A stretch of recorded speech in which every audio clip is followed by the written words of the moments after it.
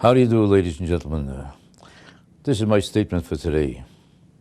You know, in the newspapers for the last couple of days, all the headlines were about the fact that the President of the United States decided to partially pull out a certain percentage of troops from Afghanistan, and there was nobody anywhere that ever expected this to happen, and there was no military person on any high level who represents America who supported this position. He didn't even mention the name of Petraeus or Mullen or any of the major people who are in charge of the military position of the United States. He didn't even mention their names when he made a statement about how important it is to take the troops out or to partially take them out from Afghanistan. He didn't mention their names because obviously they disagreed with him. And that obviously he had no right to mention their names because they would have objected to it because they never gave him permission to mention their names. Now, they themselves testified that they disagreed with his position.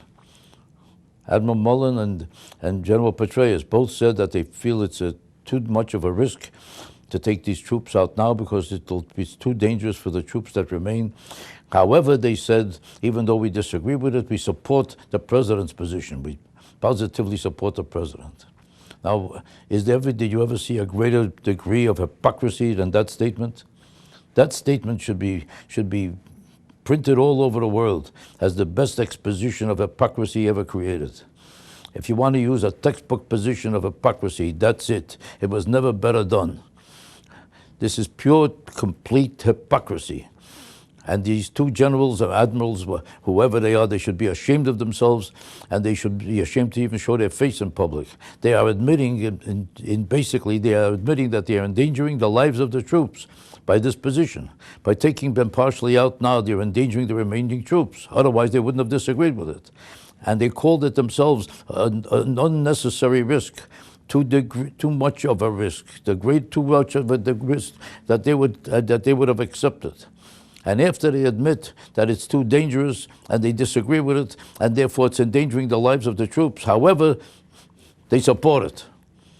They're saying, in effect, that they're supporting the right of the president to have American soldiers unnecessarily killed, because that's exactly what could happen, and they just admitted that it could happen. So how do you support it?